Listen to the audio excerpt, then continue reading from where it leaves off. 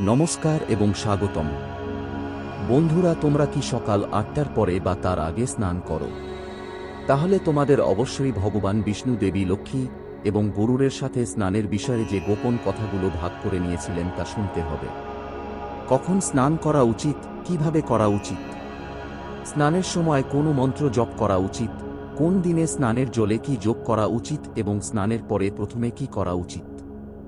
এতে জীবনে ইতিবাচক শক্তির প্রবাহ বৃদ্ধি পাবে, দুঃখ ও দারিদ্র্য দূর হবে এবং সুখ ও সমৃদ্ধি বৃদ্ধি পাবে। স্নানের সমস্ত শুভ উপকারিতা অর্জনের জন্য স্নানের সঠিক পদ্ধতি কি? ভগবান বিষ্ণু ব্যাখ্যা করেছেন যে স্নান কেবল শরীর পরিষ্কার করার একটি কাজ নয়, এর হাজারো উপকারিতা রয়েছে। যদি স্নান সঠিকভাবে করা হয় তাহলে মানুষ কখনো অসুস্থ হবে না, কখনো দুঃখ পাবে না এবং কখনো দারিদ্র্য হবে না। তাই আর দেরি না করে আসুন আমরা তোমাদের ভগবান বিষ্ণু, দেবী লক্ষ্মী এবং গরুরকে স্নান সম্পর্কে যে গুরুত্বপূর্ণ জ্ঞান দিয়েছিলেন তা বলি। বন্ধুরা, একবার ভগবান বিষ্ণু এবং দেবী লক্ষ্মী শীর্ষ সাগরের শেষ নাগের বিছানায় বসেছিলেন। ঠিক সেই মুহূর্তে বিনতার পুত্র গরুর আকাশ ভেদ করে এসেছিলেন। গরুর দূর থেকে ভগবান বিষ্ণু এবং দেবী লক্ষ্মীকে দেখে বিনীতভাবে প্রণাম করে কাছে এলেন। ভগবান বিষ্ণু মৃদু হাসি দিয়ে চোখ খুললেন এবং গরুরকে স্বাগত জানালেন। গরুর হাত জোট করে বললেন, হে ভগবান নারায়ণ, হে মা মহালক্ষ্মী, আমি তোমাকে লক্ষ লক্ষ বার প্রণাম করছি। ভগবান বিষ্ণু স্নেহের সাথে গরুরকে জিজ্ঞাসা করলেন, হে গরুর, তোমাকে স্বাগত। তোমার মুখে আমি সন্দেহ দেখতে পাচ্ছি, বলো তোমার হতাশার কারণ কি? গরুর উৎসুক কণ্ঠে উত্তর দিলেন, হে প্রভু, আমি পৃথিবী ভ্রমণ থেকে ফিরে এসেছি। সেখানে আমি অনেক লোককে দেখেছি যারা প্রতিদিন স্নান করে তবুও অসুখী এবং ঝামেলাপূর্ণ জীবন যাপন করে। এই লোকেরা প্রতিদিন সকালে স্নান করে, তবুও কেন তাদের খারাপ দিনগুলি চলে যায় না? তাদের অসুখের কারণ কি? কিছুক্ষণ পরে গরুর আরেকটি প্রশ্ন করলেন, প্রভু, দয়া করে আমাকে বলুন, স্নান করার সর্বোত্তম উপায় কি? কখন এবং কিভাবে একজন ব্যক্তির স্নান করা উচিত? গরুর তখন দেবী লক্ষ্মীর দিকে তাকিয়ে বললেন, হে মা লক্ষ্মী, পৃথিবীতে অনেক মহিলা প্রতিদিন স্নান করে তোমার পূজা করেন, তবুও তুমি তাদের ঘরে বাস করো না। দারিদ্র্য, অশান্তি তাদের জীবনে রয়ে গেছে। কেন এমন হয়? গরুরের একের পর এক প্রশ্ন শুনে ভগবান বিষ্ণু মৃদু হাসলেন। দেবী লক্ষ্মীও কৃতজ্ঞতার সাথে গরুরের দিকে তাকালেন। ভগবান বিষ্ণু গম্ভীরভাবে বললেন, হে পাখিরাজ, তোমার সব প্রশ্নই যথাযথ। তুমি একটি অত্যন্ত গুরুত্বপূর্ণ বিষয় জিজ্ঞাসা করেছ। স্নান মানব জীবনের একটি অপরিহার্য অংশ। স্নান শরীর ও মনকে পবিত্র করে এবং একজন ব্যক্তিকে পূজার মতো পবিত্র কর্মের যোগ্য করে তোলে।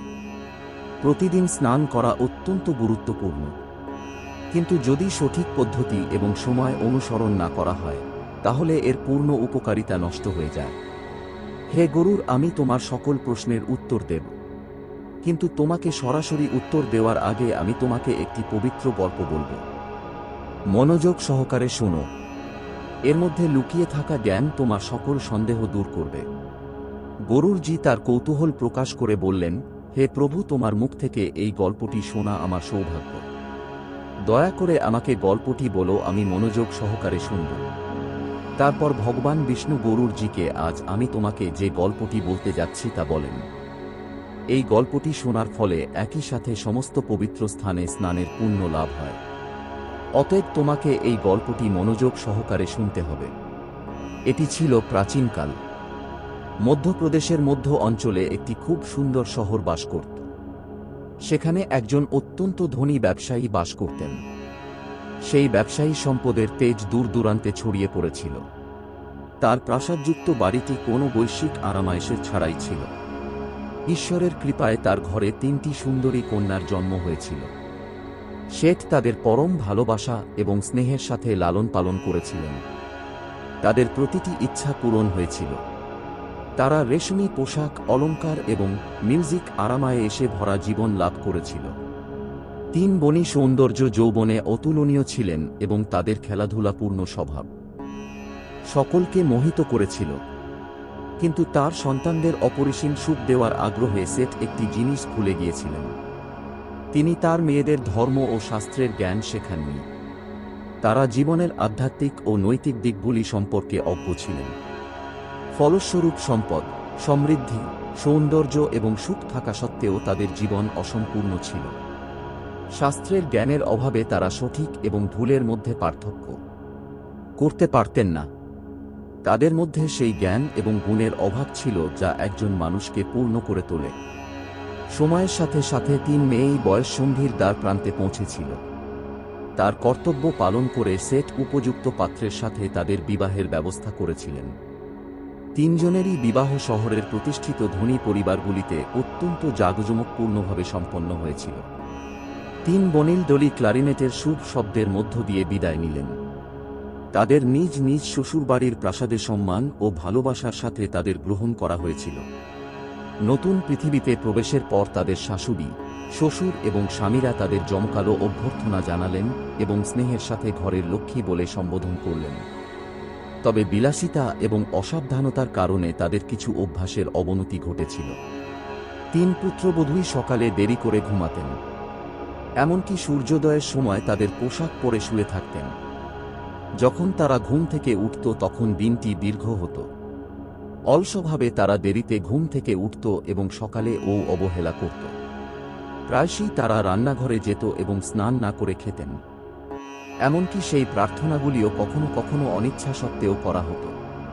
তাদের শাশুড়ি বাড়ির বয়স্ক মহিলারা বারবার তাদের বাধা দেওয়ার চেষ্টা করতেন। তাদের একজন শাশুড়ি তাদের মৃদুভাবে পরামর্শ দিয়েছিলেন, মেয়েরা ভোরে উঠে স্নান করো, স্নান না করে খেও না। কিন্তু 3 বোন তাদের শাশুড়ির পরামর্শ উপেক্ষা করলেন। তারা হেসে বিষয়টি উড়িয়ে দিলেন, নিজেদের জীবন চালিয়ে গেলেন। অলসতা এবং অশৃঙ্খলা তাদের স্বভাবতই গেঁথে গিয়েছিল। সময় গড়িয়ে গেল এবং শীঘ্রই তাদের বাড়িতে অসুখ পরিবর্তন আসতে শুরু করল। ব্যবসা প্রতিষ্ঠানগুলো একের পর এক লোকসানের সম্মুখীন হতে লাগল। কখনো জিনিসপত্র চুরি হয়ে যেত, আবার কখনো বড় বিনিয়োগও হারিয়ে যেত। ঋণ ও ব্যবসা টিকিয়ে রাখার জন্য যথেষ্ট ছিল না। পরিস্থিতি এমন পর্যায়ে পৌঁছেছিল যে পরিবারগুলিকে একে একে তাদের সম্পত্তি বিক্রি করতে হয়েছিল। প্রাসাদের জাঁকজমক ত্যাগ করে তারা এখন সাধারণ কুড়ে ঘরে থাকতে বাধ্য হয়েছিল। কিন্তু 3 বোন দারিদ্র্য ও কষ্টের জীবন সহ্য করতে প্রস্তুত ছিল না। তারা কুড়ে ঘরে থাকতে মোটেও পছন্দ করত না। অবশেষে তারা তাদের শাশুড়ি বাড়ি ছেড়ে তাদের বাবার বাড়িতে ফিরে গেল। শেঠ হঠাৎ তার 3 মেয়েকে দরজায় দেখে অবাক হয়ে গেল। কিন্তু তার সন্তানদের প্রতি তার ভালোবাসায় উদ্বুদ্ধ হয়ে সে তাদের দুহাত খুলে স্বাগত জানাল। তার শোকাহত মেয়েদের জড়িয়ে ধরে সে স্নেহের সাথে বলল, ঠিক আছে, তোমরা তোমাদের নিজের বাড়িতে এসেছ। শেঠের ফিরে আসা তাকে মানসিক শান্তি এনে দিল। কিন্তু শীঘ্রই সে লক্ষ্য করল যে তাদের দৈনন্দিন রুটিন অপরিবর্তিত ছিল।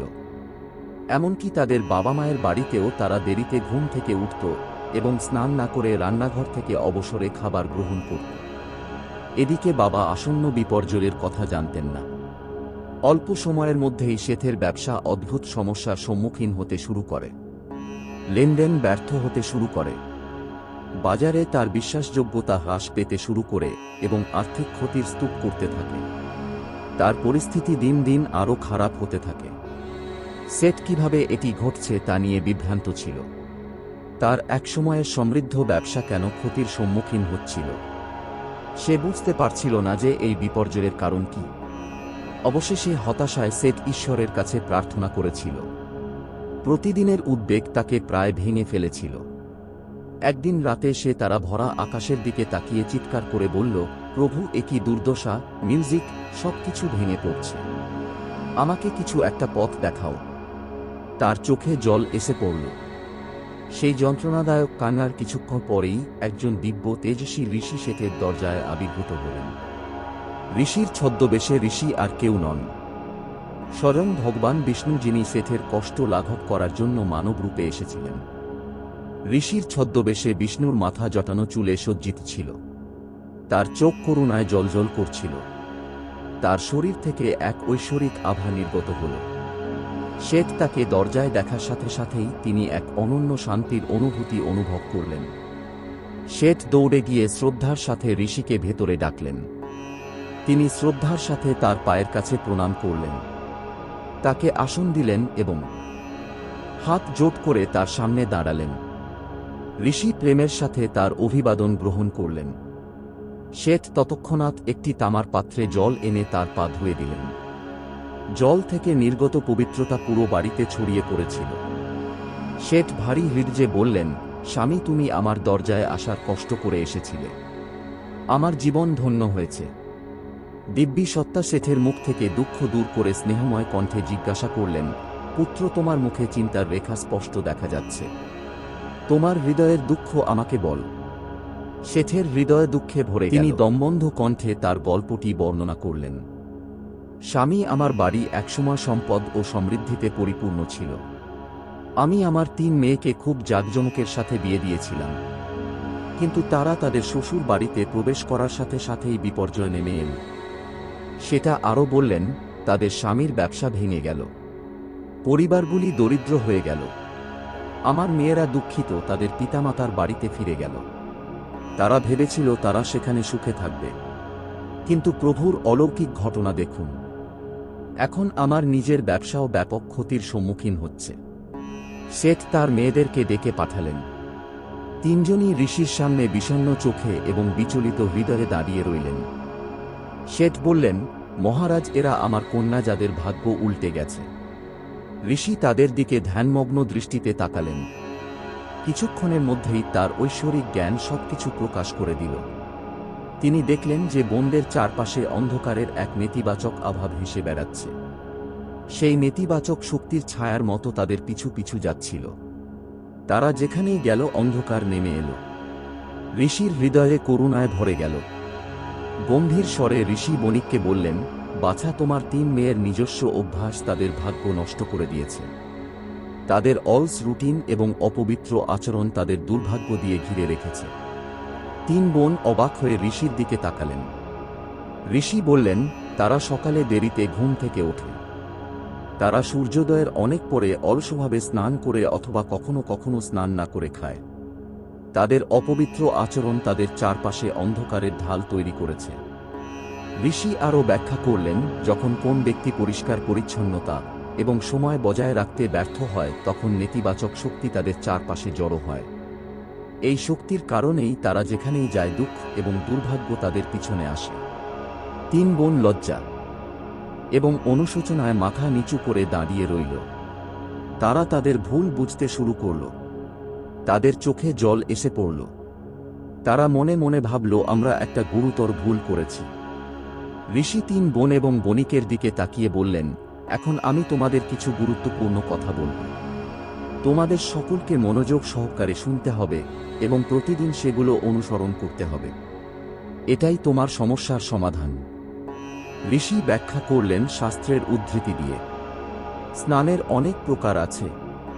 প্রধানত 4 প্রকার শুভ স্নান রয়েছে: ব্রহ্মস্নান, দেবস্নান, ঋষি স্নান এবং মানব স্নান।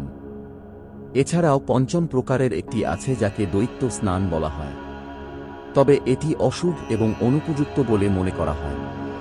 তিনি ব্যাখ্যা করলেন যে প্রথমটি হল ব্রহ্মস্নান। ব্রহ্ম মুহূর্তের সময় স্নান করাকে সর্বোত্তম বলে মনে করা হয়। ব্রহ্ম মুহূর্তের অর্থ রাতের শেষ চতুর্থাংশ। সূর্যোদয়ের প্রায় 1.5 থেকে 2 ঘন্টা আগে, যখন সমস্ত সৃষ্টি এক অতীন্দ্রিয় শান্তিতে নিমজ্জিত থাকে। ঋষির কণ্ঠস্বর প্রতিধ্বনিত হল। সেই সময় এক বিস্ময়কর এবং অলৌকিক শক্তি বায়ুমণ্ডলে ছড়িয়ে পড়ে। একে দেবতাদের সময় বলা হয়। এই সময় দেবতাদের চিন্তা করার সময় স্নান করাকে ব্রহ্ম স্নান বলা হয়। এই স্নান একজন ব্যক্তির জন্য সবচেয়ে পূর্ণকর। তিনি বললেন যে ব্রহ্ম মুহূর্তের সময় স্নান করা এবং তারপর উদীয়মান সূর্য দেবতাকে অর্ঘ্য অর্পণ করা জীবনে সুখ, সমৃদ্ধি এবং শান্তি নিয়ে আসে। সেই জলের প্রতিটি ফোঁটা শরীর এবং মনকে সতেজতা এবং ইতিবাচক শক্তিতে পূর্ণ করে তোলে। এই ধরনের স্নান একজন ব্যক্তিকে অসুস্থতা থেকে দূরে রাখে এবং শরীর সুস্থ রাখে। ঋষি দ্বিতীয় ধরনের স্নান সম্পর্কে আরও ব্যাখ্যা করেছেন। ভোর 5টা থেকে 6টার মধ্যে স্নানকে বলা হয় দেবস্নান।